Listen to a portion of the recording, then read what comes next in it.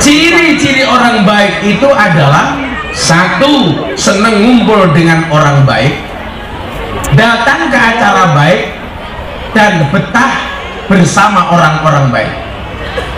Jadi kalau Anda di sini datang, hatinya merasa nyaman, ketemu dengan orang baik, saya hampir bisa pastikan bahwa Anda adalah orang baik. Orang baik melakukan kebaikan rasanya nyaman. Maka kok ada pengajian hatinya tidak nyaman, mohon maaf, yang salah ngajinya apa hatinya? Contoh yang paling sederhana, jeruk ini rasanya enak, mau makan jeruk cangkemnya sariawan, makan jeruk rasanya jadi tidak enak. Yang salah jeruknya apa cangkemnya?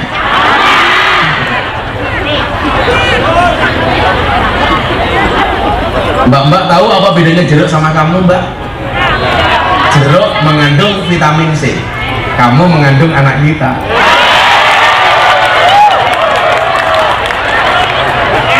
Saya bilang, Mbak, kenapa yang histeris malah para janda? Nah, ternyata untuk mendapatkan hati yang baik itu salah satunya apa? Hadir ke majelis taklim. Buktinya apa? Kita lihat wasiat Kanjeng Nabi kepada Sayyidina Ali. Sayyidina Ali itu merupakan salah satu sahabat terdekat Nabi. Saking dekatnya Nabi dengan Ali, Kanjeng Nabi mengatakan, ana madinatul ilmi wa Ali abwabuha. Aku adalah kotanya ilmu dan Ali adalah pintunya. Apa kata Nabi kepada Sayyidina Ali?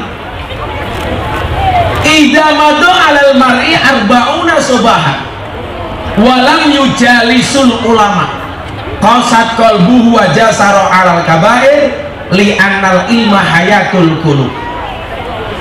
Ketika seseorang melewati 40 hari dan selama 40 hari itu dia belum mujalasah sama kiai, belum datang ke pengajian, maka yang terjadi apa? Qasa qalbuhu, hatinya menjadi keras.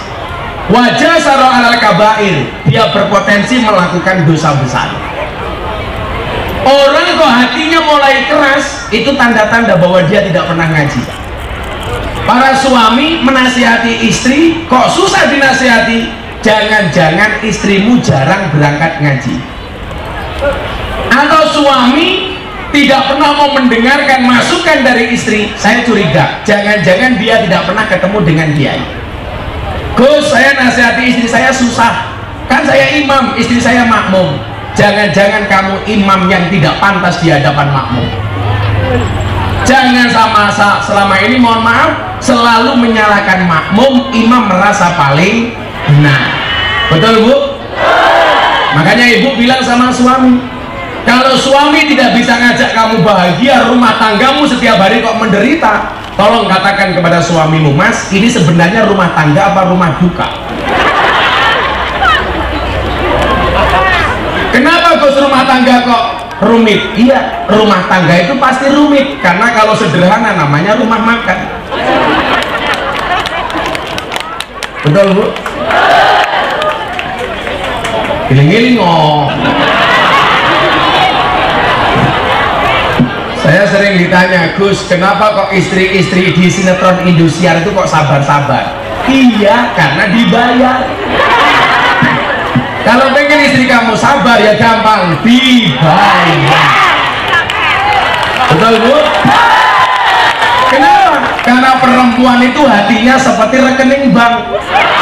Maksudnya apa? Gak mungkin berbunga kalau gak ada saldonya. Maka kalau bapak-bapak perhatikan, hampir semua pecahan mata uang itu gambarnya cewek menari. 100.000 cewek menari, 50.000 cewek menari, 20.000 cewek menari, 10.000, 5.000, bahkan 2.000 gambarnya cewek menari. Satu-satunya pecahan mata uang yang tidak ada gambar cewek menari cuman Rp1.000. Pati murah bawa golok. Kenapa semua pecahan mata uang ada gambar cewek menari? Jawabannya sederhana, karena hanya uanglah yang bisa membuat cewek bahagia dan happy. Makanya hari ini cowok yang good looking kalah dengan cowok yang good rekening.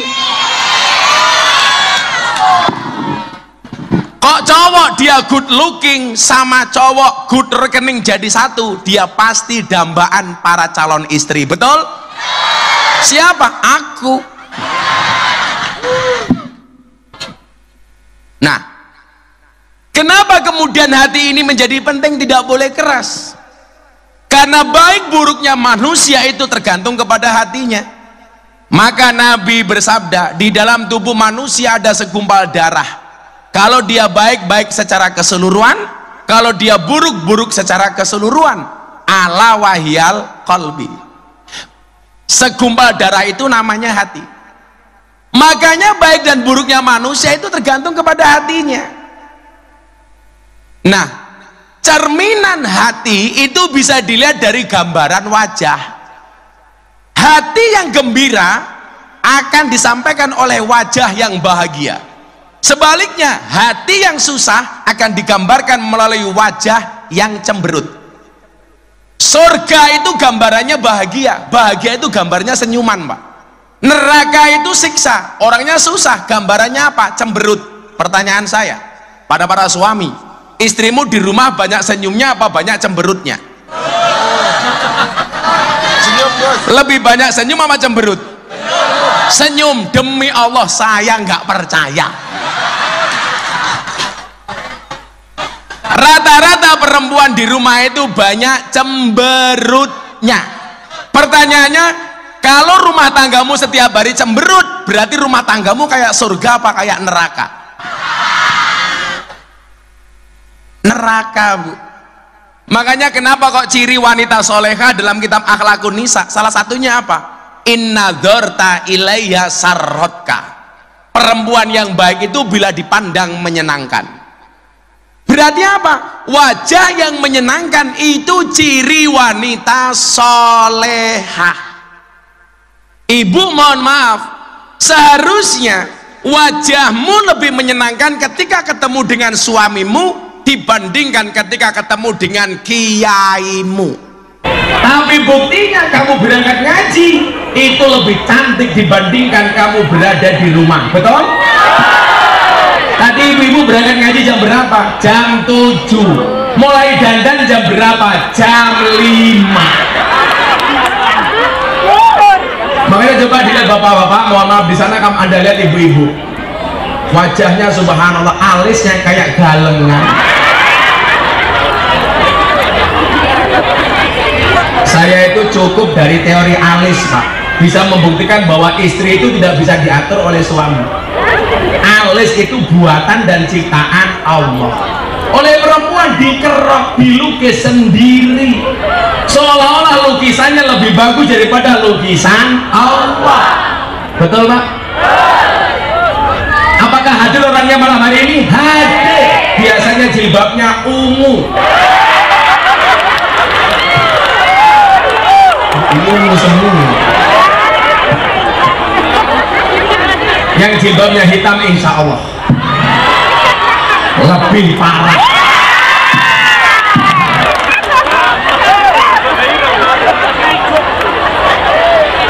Makanya kenapa orang NU itu selalu ngedesain ada pengajian secara berkala. Maka kita mengenal istilah PHBI, peringatan Hari Besar Islam. Sebenarnya tujuannya adalah jangan sampai lebih dari 40 hari kita tidak pernah ngaji sama sekali. Gus, sekarang kan ada TikTok, boleh nggak ngaji dengan TikTok?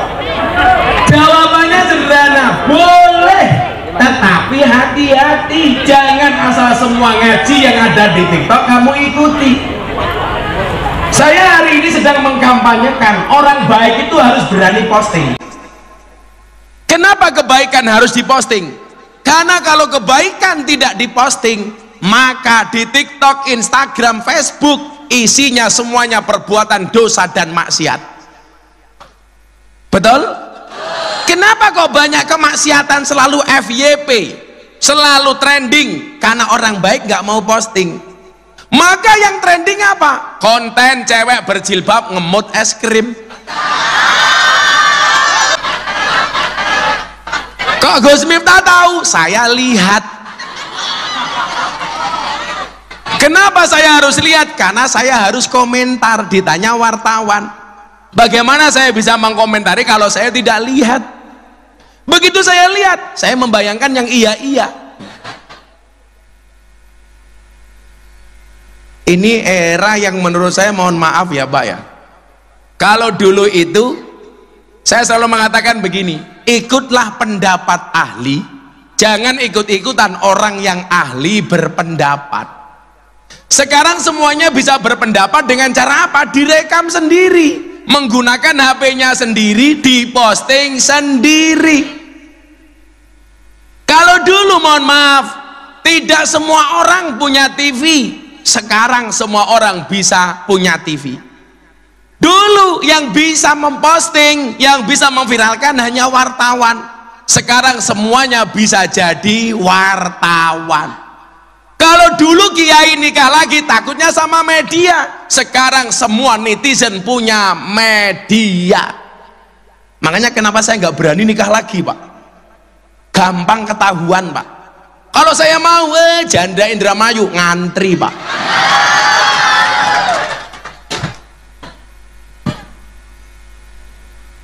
Tapi memang sunnah yang paling tinggi itu menikah dengan janda, janda yang punya banyak anak. Tapi ingat para suami, jangan sampai niatnya menolong janda mengakibatkan janda baru.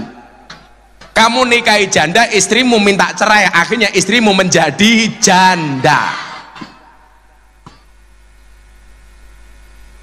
Dan berdasarkan penelitian Pak, di Indramayu ini termasuk tingkat perjandaannya lumayan banyak. Terutama jahe, janda herang. Ada janda di sini?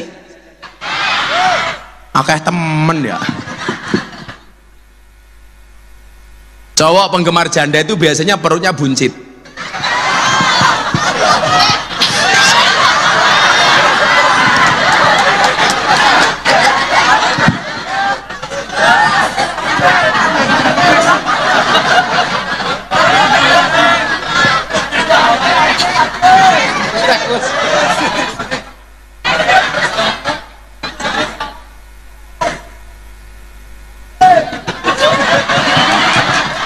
Makanya cowok itu perutnya jangan besar-besar. Kayak Gus Miftah kan bagus, you know. Saya dulu gemuk Pak, saya dulu 108 kilo. Saya itu termotivasi untuk kurus gara-gara apa? Gara-gara ada penelitian di rumah sakit Yogyakarta, cowok yang perutnya besar biasanya burungnya kecil. Makanya saya termotivasi untuk kurus. Aku nggak lihat kamu. Itu kan penelitian, bisa benar bisa tidak, tapi kayaknya benar. Gak percaya? Ayo sepil, ayo sepil.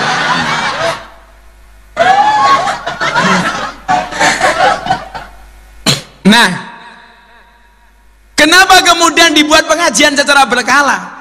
Karena li'annal ilma hayatul qulub, hidupnya hati itu dengan ilmu. Hati itu menjadi mati manakala tidak mendapatkan siraman ilmu.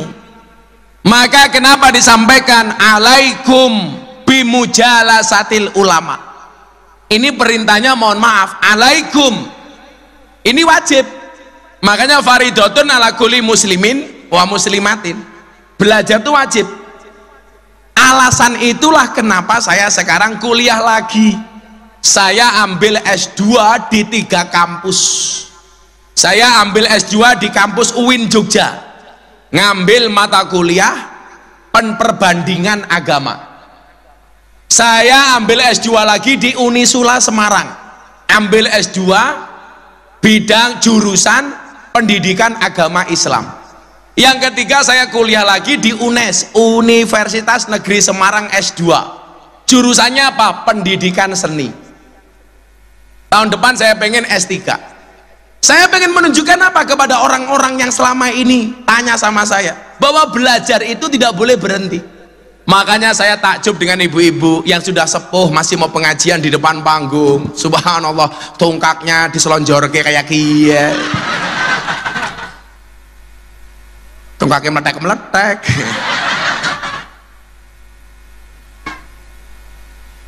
Ini mbahnya dulu mudanya cantik loh ini.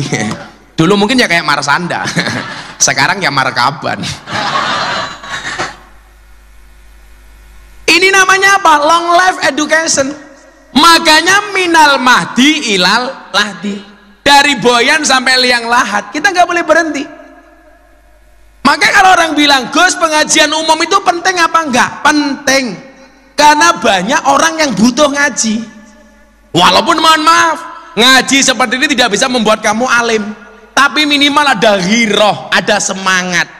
Kemudian yang kedua apa? Syiar Islam. Supaya orang tahu bahwa Islam itu besar. Makanya kenapa dibuat pengajian seperti ini, betul? Kayak saya kemarin malam minggu milad pondok pesantren Ora Haji, saya membuat acara kecil-kecilan dari malam Jumat sampai besok tanggal 8. Malam Jumat saya bikin seni campur sari dan ketoprak, cak percil, abah kirun, marwoto. Hari Jumat festival reok, malam Sabtu festival hadroh sejawa, hari Sabtu semaan Quran, malam Minggu pengajian akbar. Saya undian umroh gratis, 21 tiket umroh gratis, yang datang 20.000 orang lebih. Ada Mas Gibran, ada Mas Erick Thohir, ada Wirda Mansur, ada pejabat-pejabat. Minggu pagi saya jalan sehat, panitianya orang Nasrani, karena kampung saya 60% orang Katolik. Saya bagi kambing sak tambange, umroh lagi motor. Saya besok tanggal 8 penutupan milad pondok pesantren Ora Haji, orasi dan konser kebangsaan di lapangan besar depan gereja. Saya ngundang Denny Caknan, Woro Widowati, Bagindas, bintang tamunya Pak Menteri Pertahanan Prabowo Subianto. Selama seminggu Pak, saya bikin acara semuanya habis 2,5 miliar. Beda kalau di Anjatan, murah ditawar.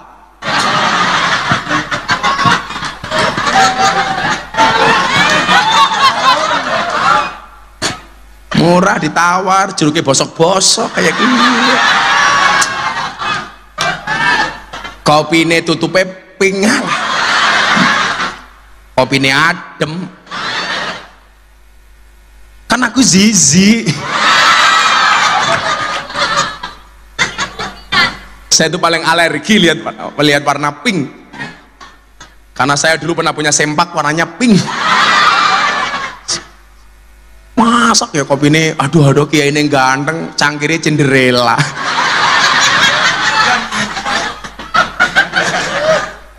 Kopinya dingin Cinderella, baunya sangit. Kopi keasin ya? Jangan-jangan campur rupil. Sumpah kopi ini asin. Saya biasanya kalau ngombe kopi kok enak, saya bilang karena di dunia ini yang bisa membuat saya cuma 2, 1 kopi 2 istri ya.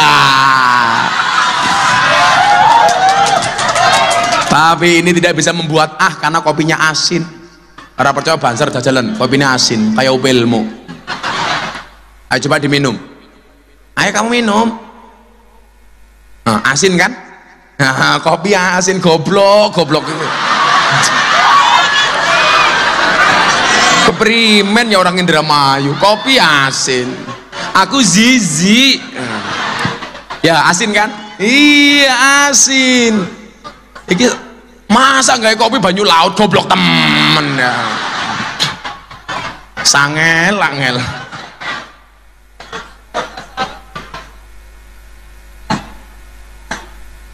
Ini emang asin kayak gitu di sini kopinya. Oh, ilat sini biasa. Iya kan, ilat kamu murahan. Kamu Purworejo. Oh, Insya Allah. Minta kopinya yang panas dong, yang nggak asin. Pelit amat. Jauh-jauh dari Jogja dikasih kopi asin.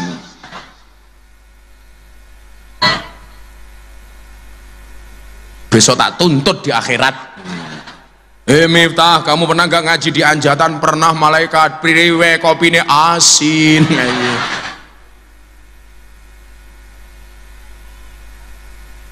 Sehingga randa kayak ini ya. Ya, sambil nunggu kopi, saya mau ngaji tentang dua hal yang paling dikhawatirkan oleh Rasulullah. Karena kita hari ini memperingati Maulid Nabi. Rupanya jeruknya ya amo, yang ireng-ireng temen ya.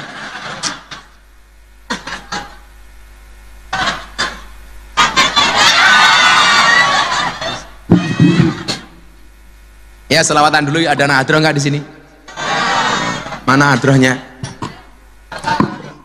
Oh, di belakang. Fotonya ganteng teman siapa ya?